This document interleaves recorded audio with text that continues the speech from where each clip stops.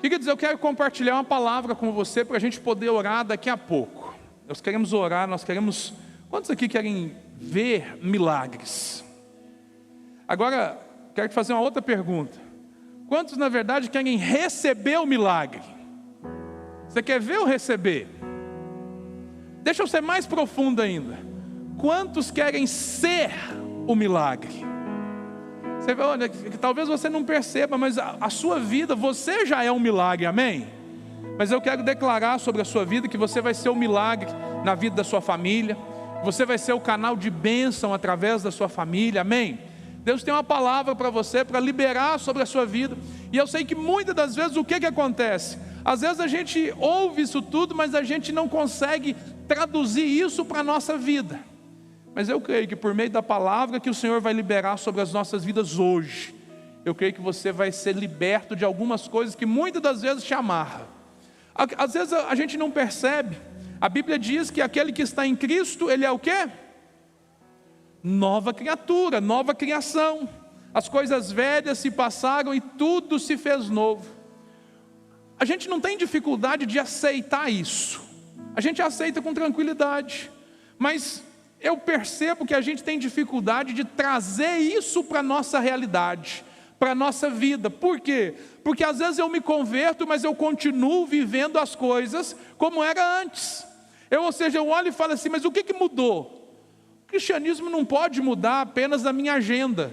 Ou seja, não pode ser apenas o lugar que eu me reúno aqui 1, 2, 3 vezes por semana. Não, o Senhor quer mudar a sua vida por completo, amém? Amém ou não amém? Mas por que as pessoas não conseguem desfrutar disso? Porque não tem revelação da palavra. Eu tenho falado nesses últimos dias, na nossa live devocional ali, sobre o poder para vencer o pecado. E às vezes a gente não percebe, às vezes a gente tem umas ideias assim muito atrapalhadas a respeito da nossa vida. E a gente vive cheio de condenação, cheio de amarras. Mas o Senhor quer trazer liberdade para a sua vida, amém? Quantos querem viver essa liberdade?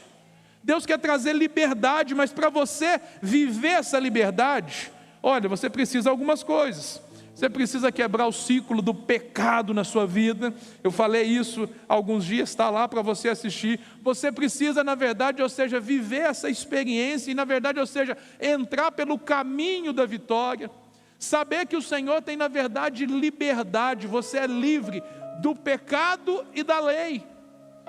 Todos isso são valores e princípios que nós precisamos ter na nossa vida, para que a gente possa viver essa vida vitoriosa, para que a gente possa viver a vida que Deus tem para nós. Por quê? Essa relação que nós vivemos com o pecado, ela traz muito prejuízo, mas o Senhor já te deu vitória, amém? Amém ou não amém? O Senhor já te deu vitória, e eu quero, na verdade, por meio da palavra de Deus, te mostrar como que isso acontece. Eu quero falar nesta noite sobre a obra e o poder da cruz. Quando você entende, na verdade, ou seja, que a cruz, ela é o centro do cristianismo. Na verdade, nada, ou seja, não é possível haver vida cristã sem ter a cruz e a sua experiência. Se Jesus não morreu na cruz, o apóstolo vai dizer que se ele não morreu e se ele não ressuscitou, a nossa fé é vã. Hoje eu quero falar, na verdade, sobre duas coisas então. A primeira, a obra da cruz. Entender o efeito que a obra da cruz tem sobre a sua vida e o poder da cruz sobre você. Essas duas perspectivas são importantes para você viver a sua vida e para você se relacionar com Deus. O que vem a ser a obra da cruz? A obra da cruz é esse aspecto, na verdade, da substituição. Como assim substituição? Cristo Jesus, ele morreu no nosso lugar. A grande substituição é qual? Jesus Cristo morreu no meu lugar, por quê? O salário do pecado é a morte. E nós todos, a Bíblia diz que todos pecaram e destituídos estavam da glória de Deus. Mas o Senhor nos amou de uma forma especial. E Ele veio nos justificar. A obra da cruz é a base da justificação, ou seja, a substituição, a grande substituição do Calvário. Abra sua Bíblia comigo em Romanos capítulo 5, verso de número 10. E a palavra do Senhor diz o seguinte: se quando éramos inimigos de Deus, fomos reconciliados com Ele mediante a morte do seu Filho, quanto mais agora, tendo sido reconciliados, seremos salvos por sua vida. O que acontece? Você, na verdade, está debaixo de uma nova oportunidade, de uma nova experiência. Se quando nós éramos inimigos, Ele nos amou, imagina agora que você recebeu Jesus como Salvador, você foi reconciliado, você agora recebeu o poder de ser chamado filho de Deus. Quando Deus olha para você, Ele vê você como filho. E o filho, na verdade, ou seja, os nossos filhos podem falhar conosco, podem errar conosco, e quando eles erram e falham, a gente se entristece com eles, a gente procura discipliná-los, mas tudo que nós fazemos por quê? Porque nós os amamos. Então perceba o seguinte: você é amado. Você é amado, a obra do Senhor na sua vida, você precisa entender que, ou seja, por causa do seu pecado, por causa das suas falhas, o Senhor já morreu no seu lugar. 1 Coríntios, no capítulo 15, o verso 3, diz o seguinte: pois o que primeiramente lhes transmiti, foi o que recebi. Paulo está dizendo para os irmãos de Corinto, fala assim: olha, eu estou passando para vocês aquilo que eu recebi. Eu nessa noite aqui, eu estou liberando sobre as suas vidas aquilo que eu recebi. E qual que é a palavra que eu recebi que nós precisamos nos apegar nessa noite? Nós estamos aqui adorando o Senhor, nós estamos buscando a presença dEle, Ele está se manifestando, e eu creio que Ele quer fazer milagres na sua vida, Ele quer liberar a sua vida, mas para que você possa receber, é necessário que as mentiras do diabo, que muitas das vezes está na sua mente, palavras e sentimentos, pensamentos de acusação, sejam quebrados. O que acontece? Muitas das vezes nós somos bloqueados por isso, mas o que a palavra de Deus diz? Que Cristo morreu pelos nossos pecados, conforme a palavra de Deus nos diz, conforme as Escrituras.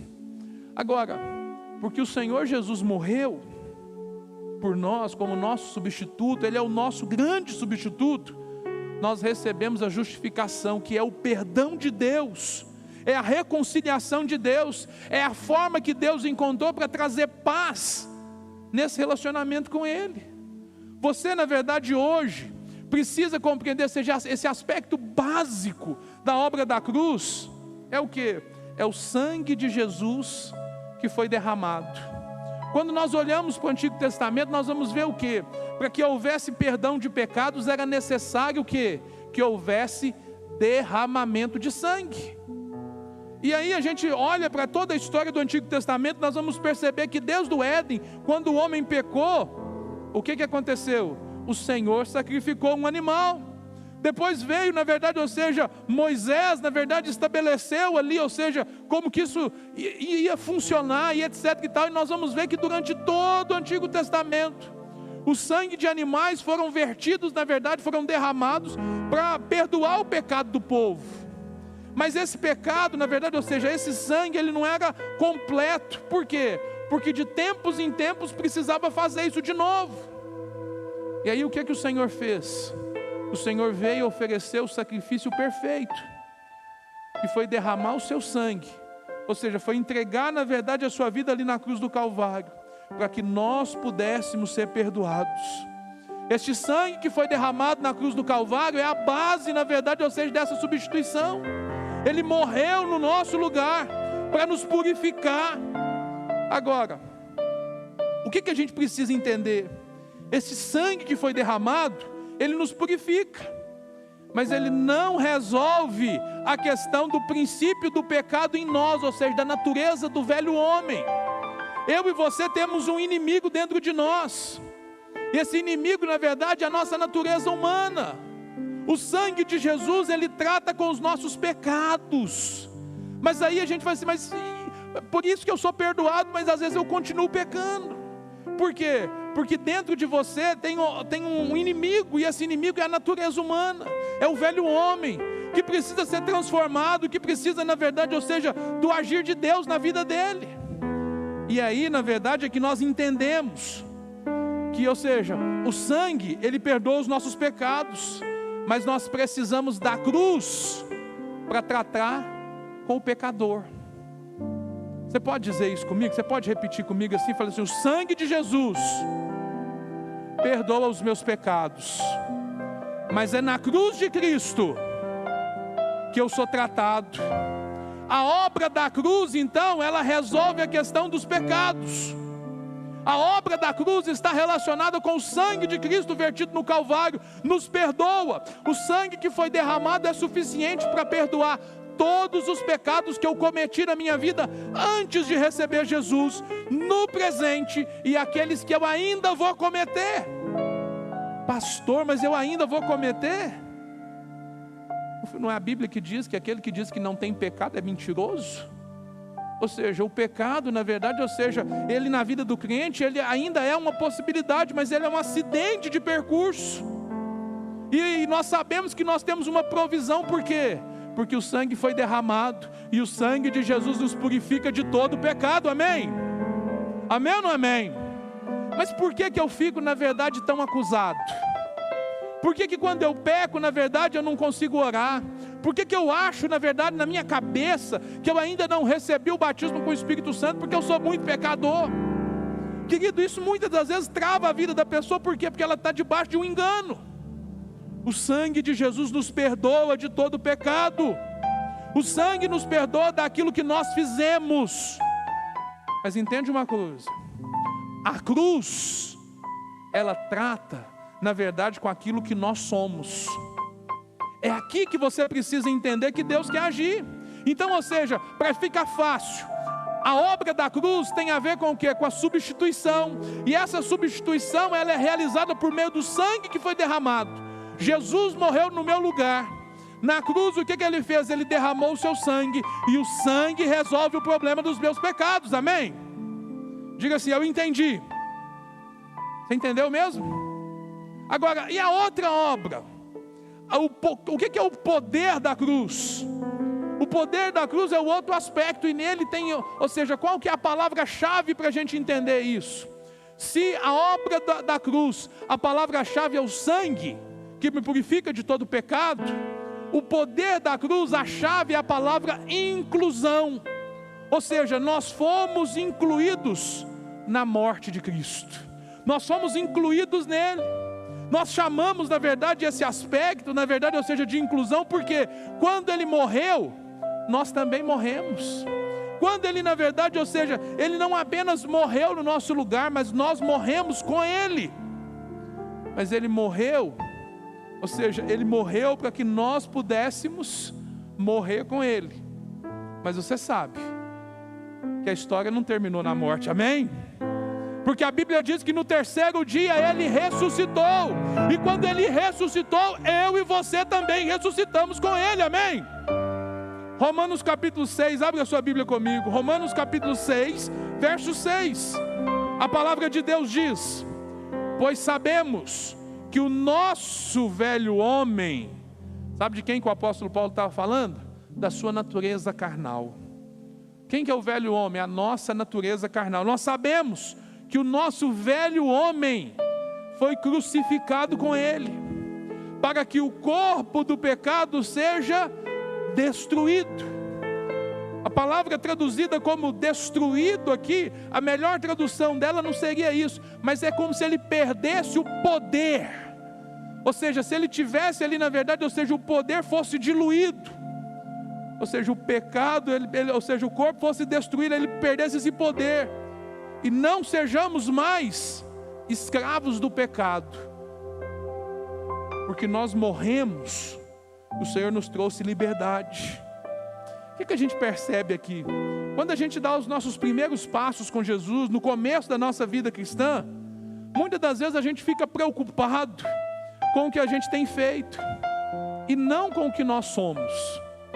Qual que é o problema? Você fica ali, ou seja, guardando ali, ou seja, procurando fazer as coisas certas, e não tem nada de errado nisso. A gente precisa, na verdade, buscar isso mesmo. Mas qual que é o problema? Com o tempo, você percebe que você tenta acertar, mas você cai. Você tenta de novo acertar, e você cai. Aí você percebe assim, mas tem algo errado. O que está errado? É o que o apóstolo Paulo disse. E o que ele disse? O que eu quero fazer eu não faço, mas o que eu não quero eu estou fazendo o tempo todo. Ou seja, quando você começa a perceber que na verdade, ou seja, muitas das vezes nós desejamos agradar o Senhor, mas a gente descobre que dentro de nós tem algo que não deseja agradar a Deus. A sua natureza carnal, a sua natureza humana, ela não quer agradar a Deus. Sabe por quê? Ela quer agradar a ela mesma. Ela quer agradar a si própria. Na verdade, ou seja, essa é a razão, na verdade, de nós sermos às vezes tão egoístas. O que a gente precisa entender? Todos nós, ou seja, como todos nós nascemos em Adão, esse conceito é importante a gente entender. Olha, por que nós nascemos no pecado? Por que nós nascemos no pecado? Porque nós nascemos em Adão. Todo homem já nasce pecador. Aquela criancinha mais bonitinha, cuti-cuti, que nasceu hoje, ela já é pecadora. Aí você fala assim: que isso, pastor? Criança não tem pecado. Talvez não manifestou o fruto, mas ela já é pecadora. Por quê? Porque o pecado, na verdade, ele tem a ver com a nossa herança, o que nós recebemos, na verdade, de Adão. Então, na verdade, ou seja, ela não começa a ser pecadora no primeiro dia que ela comete um pecado. Não. A gente começa a ser pecador no dia que a gente nasce. Nós já nascemos assim por causa de Adão. Nós fomos, na verdade, colocados nele. Quando a gente entende que todos nós fomos colocados em Adão, e aí a gente percebe assim, o nosso problema então é essa hereditariedade. É o que a gente recebeu. E aí eu te pergunto, como é que resolve o problema da hereditariedade? Não é um problema assim meramente de comportamento. Porque, ou seja, o que você faz é porque na verdade, ou seja, é aquilo que você é. Um pé de manga dá o quê? Qual que é o fruto do pé de manga? O que é? Manga. Isso é um pé de pecado. Sua natureza humana é um pé de pecado. E é natural, é normal que ele dê pecados. Mas aqui é que a gente precisa entender o que Deus, na verdade, começa a fazer em nós. Ou seja, esse problema, na verdade, dessa hereditariedade, daquilo que a gente recebeu, só se resolve por meio da morte. Se o problema é esse, como que resolve? É na morte. Ou seja, o nosso parentesco só vai mudar, na verdade, ou seja, quando nós nos livrarmos dele, ou seja, na morte.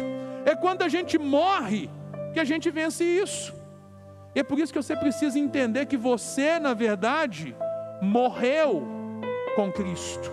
Se você morreu com Cristo, você morreu para a sua natureza pecaminosa.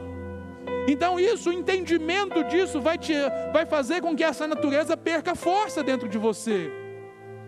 Romanos capítulo 5, verso 19, a Bíblia diz: logo, assim como por meio da desobediência de um só homem, muitos foram feitos pecadores. De quem que nós estamos falando? Adão. Não foi ele que desobedeceu? E por causa disso, o que vai acontecer? Todos nós recebemos isso como herança. Aí você fala assim: pastor, mas isso é injusto.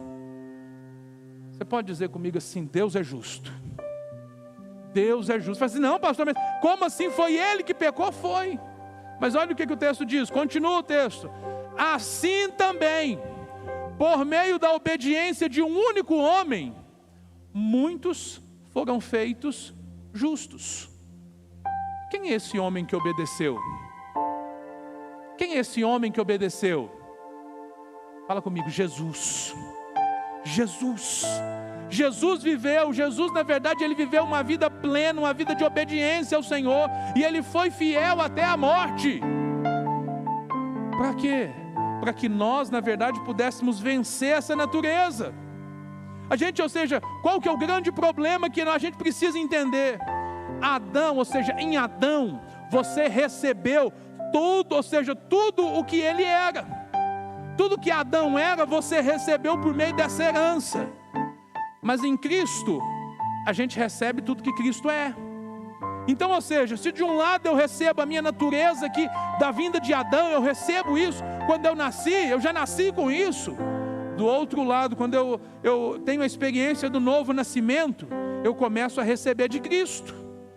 Precisa haver essa mudança. Mas o que acontece? A maioria das pessoas não consegue entender o que é estar em Cristo. Estar em Cristo é abrir mão da sua velha natureza e viver conforme Cristo. É viver, na verdade, por meio do poder dele. As pessoas não entendem isso. Para você compreender isso, a gente vai ler uma ilustração aqui do livro de Hebreus. O escritor dos Hebreus, que particularmente eu acho que é Paulo também, eu acho, não sei, né? Lá na glória a gente vai saber. Mas em Hebreus, o que ele diz? Ele vai explicar esse conceito do representante, de nós sermos representados. Ele diz o seguinte, olha, Hebreus capítulo 7, verso 7. Acompanha comigo. Sem dúvida alguma, o inferior é abençoado pelo superior. No primeiro caso, quem recebe o dízimo são homens mortais. E no outro caso, aquele a quem se declara que vive, pode-se até dizer que Levi recebe os dízimos e entregou-os por meio de Abraão. Pois, quando Melquisedeque se encontrou com Abraão, Levi ainda não havia sido gerado. O que o escritor de Hebreus está querendo mostrar para a gente? Houve um dia que Abraão foi para uma guerra, para resgatar o seu sobrinho Ló. E aí o que acontece? Contra 5 reis. E o que ele fez? Ele venceu. Quando ele venceu, o que ele faz? Ele volta, e quando ele volta, ele encontra com Melquisedeque, capítulo 14 de Gênesis. E aí quando ele encontra com Melquisedeque, o que ele faz? Depois da guerra, o vencedor fazia o quê? Ele pegava os despojos. O que eram os despojos? Era a riqueza do inimigo, eles tomavam a riqueza para si. E aí o que Abraão faz? Ele pega, na verdade, essa riqueza, os despojos, e quando ele encontra com Melquisedeque, o que ele faz? Ele entrega o dízimo. Ele faz a oferta ao sacerdote Melquisedeque. E aquilo ali está representando o quê? O escritor de Hebreus está dizendo o seguinte, que Levi, que é da descendência, quem que é Levi? Filho de Jacó. Quem que é Jacó? Filho de Isaac. Quem que é Isaac? Filho de Abraão. Então presta atenção, o pai Abraão, ele devolveu o dízimo para Melquisedeque, e o texto está dizendo o seguinte, pode-se até dizer que Levi recebe dízimos, ele entregou por meio de Abraão. Abraão, ele representava toda a sua família. Levi nem tinha nascido, não existia Levi ainda, e quando ele entrega, na verdade, ou seja, para Melquisedeque, Levi está entregando, por quê? Porque ele vai ser gerado a partir de Abraão. Qual que é o objetivo aqui? É mostrar, na verdade, o escritor de Hebreus está mostrando para nós, que o sacerdócio de Cristo é maior do que o de Arão. Isso é importante para o judeu, na verdade, mas para nós, é importante para a gente entender esse princípio do representante. Já que o sacrifício de Cristo, e aí ele mostra que Cristo, ele é sacerdote da ordem de Melquisedeque, que é maior do que Arão, e não segundo a ordem de Levi, que é na verdade que foi estabelecido a partir de Arão, que era da tribo de Levi. Tudo isso aqui que a gente falou, na verdade é para dizer uma coisa só. Tudo isso aqui é para dizer para você o seguinte, olha, você é abençoado por meio daquele que te representa. E nós, na verdade, ou seja, na nossa natureza humana, nós éramos representados por quem? Por Adão. Toda a humanidade foi gerada a partir dele. Mas em Cristo, Cristo veio e ele morreu na cruz para que todo aquele que nele cresce fosse salvo. Então, ou seja, você recebeu agora uma novidade de vida, uma provisão de vida. O pecado, ele entrou, na verdade, ou seja, por meio de um homem. A morte, na verdade, passou a todos os homens por causa de um homem. Todos pecaram por causa dele, isso foi uma tragédia. Mas o Senhor, ele vem trazer o conserto. Agora, pela obediência de outro homem, nós podemos ser constituídos justos. Se no momento a gente estava culpado por causa disso, por causa do que Adão fez, Agora a nossa esperança ela está em Cristo. Deus quer que essas considerações elas levem você, na verdade, a perceber o que é ser livre do pecado na prática. Na prática é o seguinte: Deus ofereceu a provisão adequada para que nós fôssemos libertos do domínio do pecado. Enquanto eu vivo em Adão, eu sou preso pelo pecado. Enquanto eu permito que a minha natureza humana, ela governe a minha vida, ela domine as minhas escolhas, ela domine a minha vida, eu vou continuar sendo escravo do pecado. Eu tenho o direito de ser livre, mas eu estou escolhendo viver segundo a minha natureza. Mas quando eu entendo que quando eu começo a viver em Cristo, e aí aquele versículo que nós dissemos aqui agora há pouco tem um outro sentido, ele fica muito mais amplo. Porque o que a Bíblia diz? Aquele que está em Cristo é nova criação. Você só é nova criação quando você está em Cristo, quando você aceita Cristo como seu representante, quando você entende que aquelas maldições que estavam sobre Adão, que estavam sobre o seu velho homem, elas não têm mais poder sobre você. Por quê? Porque na cruz o Senhor morreu e Ele incluiu você nessa morte. Você está morto, na verdade, para o pecado. Você está morto para o pecado. Nosso problema é que nós nascemos pecadores, mas para extirpar, para tirar essa hereditariedade de nós, a gente precisa morrer. E uma vez que nós nos tornamos pecadores pelo nascimento, a libertação ela vem dessa morte. Aí você fala assim: pastor, então quer dizer que eu tenho que me matar? Não. Você tem que receber isso, você precisa, na verdade, se considerar dessa forma. Você precisa, na verdade, apenas reconhecer que Deus o incluiu na morte dele. Você morreu com Cristo. Você morreu com Cristo. De modo que a morte de Cristo, agora ela é a minha morte. Você pode dizer isso? Você pode dizer assim: a morte de Cristo. Não, mas diga de verdade, fala assim: a morte de Cristo é a minha morte. Quando Ele morreu, eu morri com Ele. 2 Coríntios capítulo 4, verso 14, vai dizer o quê? Pois o amor de Cristo nos constrange, porque estamos convencidos de que um morreu por todos, logo todos morreram. É a Bíblia que está dizendo. Quando você entende isso, você percebe que Deus tratou em Cristo, Deus tratou com Cristo, ou seja, todo o problema da raça humana, todo o problema que nós estávamos submetidos, Jesus tratou com isso na cruz.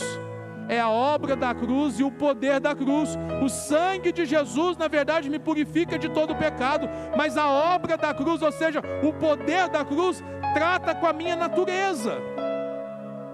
E o apóstolo Paulo, falando sobre isso, ele dá 2 títulos para Jesus. Esses 2 títulos nos ajudam a compreender essa obra, na verdade, de Deus nas nossas vidas. 1 Coríntios capítulo 15, abra sua Bíblia comigo. 1 Coríntios capítulo 15, verso de número 45. O texto diz o seguinte: assim está escrito: o primeiro homem, presta atenção, o primeiro homem, Adão, tornou-se ser vivente. Você precisa entender o seguinte: toda pessoa que nasceu, as pessoas que estão lá fora, que trabalham com você, que são da sua família, que vivem com você, que ainda na verdade não receberam Jesus como Salvador, eles ainda são apenas seres viventes, ou em algumas versões vai dizer alma vivente. É diferente. Essa na verdade é a obra do primeiro Adão. O primeiro Adão, ele se tornou ser vivente, alma vivente. O primeiro Adão é quem? O primeiro homem é quem? Adão. E aí ele diz: o último Adão, esse é o primeiro título de Jesus. Ele é o quê? O último Adão. O que ele se tornou? Espírito vivificante. Não foi o espiritual que veio antes, mas o natural. Quem veio primeiro, Adão ou Jesus? Encarnado, a gente que seja, veio Adão. Depois, ou seja, Jesus veio para consertar o problema, veio para resolver o problema. Então, ou seja, primeiro veio o natural. O último Adão, ele se tornou espírito vivificante, porque o natural vem antes do espiritual. Assim é na sua vida. Você era uma pessoa natural, mas você recebeu Jesus como Salvador, Ele te tornou um ser espiritual. Por quê? Porque você nasceu de novo. Aquele que nasce da carne é? Aquele que nasce da carne é? É carnal. Fala assim, é carnal. Todos nós nascemos da carne, nascemos carnais. Mas aquele que nasce do Espírito é o quê? Espiritual. Pastor, isso faz diferença muito. Mas o texto continua, verso 47. O primeiro homem era do pó da terra. Agora, o segundo homem é outro título que ele dá para Jesus. Ele é o último Adão e ele é o segundo homem. O segundo homem dos céus. Os que são da terra são semelhantes ao homem terreno, mas os que são dos céus, ao homem celestial. Minha pergunta para você assim, qual que você é? A Bíblia está dizendo que você é semelhante a esse homem celestial. Então, ou seja, o que a gente precisa entender? O último Adão é Cristo, e na verdade, ou seja, Ele é a soma de toda a humanidade. Cristo é a soma de toda a humanidade. E o que Ele faz? Ele morre na cruz, para dizer o seguinte, essa velha raça é encerrada em mim. E o que é o segundo homem? Ele é o cabeça de uma nova raça. Ou seja, antes de Cristo e agora depois de Cristo. Antes eu era um velho homem, mas depois que eu recebi Jesus, eu me tornei um novo homem. De modo que aqui a gente vê duas uniões. Quais uniões? Uma, a sua morte, e outra na sua ressurreição. Por um lado ele termina, na verdade, ou seja, a história do último Adão. A história do último Adão começou em Belém e terminou aonde? Na cruz. Jesus nasceu em Belém, amém? E o que ele fez? Ele reuniu tudo que estava em Adão, tudo que tinha de Adão, ele reuniu tudo, e ele levou em julgamento através da morte. A morte dele é fazer o quê? Todas as obras de Adão, todas as obras do homem natural, elas são encerradas em Cristo, na cruz, porque lá nós temos o perdão. Qual que é o julgamento de Adão? Condenado. E aí o que Jesus faz? Ele morre. Quando ele morre, o que ele está dizendo? Está consumado, está pago.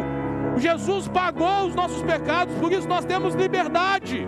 E ao terceiro dia, quando ele ressuscita, aí começa na verdade o segundo homem. O segundo homem, o que ele faz? Ele começa na verdade uma nova era. Como o último Adão, Cristo foi crucificado. Por que ele foi crucificado? Por causa de tudo que o primeiro Adão fez. Ele resolve esse problema. E agora, ou seja, o que ele faz? Ele dá fim a uma velha raça. A raça dos seres, ou seja, de apenas alma vivente. Para você ter uma nova natureza. O que o segundo homem faz? Ele inicia uma nova raça, uma nova forma de vida, uma nova criação. Você é nova criatura, por quê? Porque na cruz o Senhor encerrou a antiga. A primeira raça era a raça das almas viventes, mas a segunda é do Espírito vivificante. Espírito vivificante, ou seja, a vida de Deus foi colocada em você. Ou seja, a sua natureza carnal, aonde ela está? Olha, você tem que mortificar a sua carne. O que é isso? É todos os dias você lembrar para a sua carne o seguinte: você está morta. E da vontade de pecar, ela vem o tempo todo. Mas olha, esse homem já morreu. Eu vou viver uma nova vida. Você possui, na verdade, uma outra natureza. É o que, na verdade, 1 Coríntios capítulo 15, verso 22 vai dizer para nós. Olha o que o texto diz. Pois da mesma forma como em Adão todos morreram, em Cristo Coloca lá, 1 Coríntios 15, 22. Em Cristo, todos foram vivificados. Você, na verdade, ou seja, não precisa mais andar como alma vivente. Você não precisa mais ser escravo do pecado. Ou seja, há um poder de Deus que foi liberado sobre a sua vida na cruz do Calvário. Qual que é o problema da humanidade? É como ela lida com o pecado, é como que ela lida com a sua natureza, mas isso já foi resolvido. Por que você está lutando com isso ainda? Porque te falta entendimento, clareza, que uma bênção já foi liberada sobre a sua vida. E qual bênção? O reino de justiça e de vida, que o Senhor já liberou sobre a sua vida. O verso 17 do capítulo 5 de Romanos vai dizer o quê? Eu quero encerrar com esse texto. O Ministério de Louvor pode subir, por gentileza, para a gente poder orar. Esse texto diz o seguinte: se pela transgressão de um só a morte reinou por meio dele, a morte reinou até Jesus. Aí o que o texto diz? Se pela transgressão de um só a morte reinou por meio dele, muito mais aqueles que recebem de Deus a imensa provisão da graça e a dádiva da justiça reinarão em vida por meio de um único homem, a saber, Jesus Cristo. Por meio de Jesus você recebeu a provisão, essa provisão da graça para você, na verdade, subjugar todas as coisas. Pastor, o que é reinar em vida? O que é reinar em vida? Primeiro, só reina em vida aqueles que aprendem a receber. Sabe por que eu disse tudo isso aqui hoje? Porque você precisa aprender a receber. Qual que é a perspectiva que nós temos? A nossa natureza humana, a nossa carne, ela quer fazer com que a gente tenha o mérito de conquistar. Ou seja, eu, com o meu esforço, venci o pecado. Isso nunca vai acontecer. Por seu bom comportamento, pela sua disciplina, isso nunca vai acontecer. Você só vai vencer isso se você aprender a chave da graça. E qual que é a chave da graça? É receber. É aprender, na verdade, a receber. Gente, as pessoas têm dificuldade demais com isso. Quantas pessoas, na verdade, são tão orgulhosas que elas não gostam de receber nada de ninguém. Passam aperto, passam dificuldade, mas elas não falam dos seus problemas, não abrem. Por quê? Eu ficar recebendo dos outros, isso na verdade nada mais é do que orgulho. E isso na verdade é uma trava que o diabo coloca na mente das pessoas para elas não receberem. E aí o que acontece? Elas vivem em constante condenação. O Senhor já perdoou, mas elas continuam como se não tivessem recebido perdão. O que você precisa aprender hoje? Qual que é a condição básica para você viver, para você reinar em vida? É você não ficar tentando conquistar a bênção de Deus. Sabe por que você não precisa conquistar a bênção de Deus? Porque Efésios capítulo 1, verso 3 vai dizer que em Cristo nós já fomos abençoados com todas as bênçãos nas regiões celestiais. Nós já fomos abençoados. Está no passado, você já recebeu. Aí você olha para si e fala assim: mas eu não estou vivendo isso, por quê? Porque você não recebe. Mas por que você não recebe? Porque na sua cabeça você precisa merecer. Você não está sendo bonzinho. Com o perdão da palavra e o perdão da ilustração assim tão pequena, é a mesma coisa que no passado os pais da gente falavam assim: se você comportar bem o ano inteiro, no final do ano o Papai Noel vai trazer para você uma bicicleta. Por mais assim, por mais simplista que isso possa parecer, é assim que muita gente está relacionando com Deus. Ou seja, eu preciso me comportar bem para eu ser abençoado. Não, você não vai conquistar a bênção. Ou seja, mas o que você vai fazer? Você precisa aprender a receber essa bênção de Deus. Você não vai conquistar, você vai receber. As coisas de Deus, elas não são recebidas, elas são conquistadas. Você não vai conquistar vitória para o seu casamento, vitória para a sua vida financeira, vitória você não vai conquistar, você vai receber de Deus. O Senhor é quem te dá a vitória, e Ele te dá não porque você merece, Ele te dá porque Ele ama você. A verdadeira vitória, ela nos é dada, você recebe o quê? De graça. Se no dia da tentação, no dia que você estiver lá na luta, na dificuldade, se você clamar por socorro, você vai ter vitória. Por quê? Porque é o Senhor que ouve o nosso clamor. Ele é socorro bem presente na hora da angústia. Mas se em vez de você clamar, tem muita gente que acha que pode resistir o pecado. Irmão, pelo amor de Deus, a Bíblia diz que do pecado a gente tem que fugir, fugir. Não adianta você ficar lutando com o pecado, até porque você já morreu para ele. Defunto não luta. Você já morreu para o pecado. E às vezes a pessoa não percebe que quanto mais ela se esforça, mais derrota ela experimenta. Ah não, agora eu vou conseguir. Derrota de novo. Ah não, agora eu vou ser livre desse vício, eu vou ser livre desse pecado, não, agora eu decidi, eu vou fazer. Às vezes a pessoa vem e fala assim: não, Deus vai me ajudar. Querido, deixa eu te dizer, Deus ele não vai te ajudar, porque não tem nada que seja feito, já foi feito. Precisa dele te ajudar por uma coisa que já foi feita? Está pronto, está consumado, a obra já foi consumada, o Senhor já nos deu o livramento. O que você precisa fazer? Você precisa abrir as suas mãos e estar pronto para receber. Você não pode vencer o pecado se você não receber a vitória do Senhor. Fica de pé no seu lugar. Meu irmão, minha irmã, olha para mim. Eu vou repetir isso mais uma vez. A vitória não é conquistada. Você pode repetir isso comigo? Fala assim: a vitória não é conquistada. A vitória nos é dada. Fala assim: a vitória nos é dada de graça. Fala comigo assim: a vitória nos é dada como um presente de Deus. O Senhor tem um presente para você hoje, amém? Ele quer liberar isso sobre a sua vida hoje. O que você precisa fazer? Você precisa dar um passo de fé. Você precisa avançar.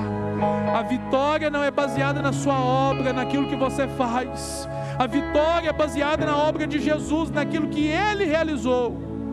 Então eu quero desafiar você nessa noite a começar a se mover na verdade no mundo espiritual. E você começar a perceber o seguinte: em que áreas da sua vida você tem enfrentado derrota? Em que áreas da sua vida você tem enfrentado problemas, dificuldades? Você está sendo derrotado nessa hora, nessa área. Querido, há uma ilegalidade que o Senhor quer tratar com você hoje. O que Ele quer fazer? Ele quer liberar sobre a sua vida. Pastor, o que eu tenho que fazer? Eu tenho que receber. Eu tenho que receber. Olha, como é que recebe a vitória? Do mesmo jeito que recebe o perdão, do mesmo jeito que recebe a cura, do mesmo jeito que recebe a salvação, do mesmo jeito que recebe o batismo do Espírito Santo. É pela fé. É você crer que o que a palavra de Deus está dizendo ao seu respeito é a verdade. E se é a verdade, nós podemos crer. Quantos creem nessa noite? Quantos creem? Feche seus olhos. Quantos creem? Fala comigo assim: eu creio que na cruz o Senhor derramou o seu sangue para que todos os meus pecados fossem perdoados. E eu creio que na cruz eu fui incluído em Cristo. Na sua morte eu morri com Ele, porque na sua ressurreição eu também ressuscitei com Ele. E agora eu vivo uma nova vida. Eu recebo do Senhor a vitória na minha vida, como um presente de Deus, como fruto da graça de Deus sobre a minha vida. Eu não mereço. mereço. Fala, eu não mereço, mas o Senhor me ama, e porque Ele me ama, Ele me entrega, Ele me abençoa, Ele transforma a minha natureza, em nome de Jesus.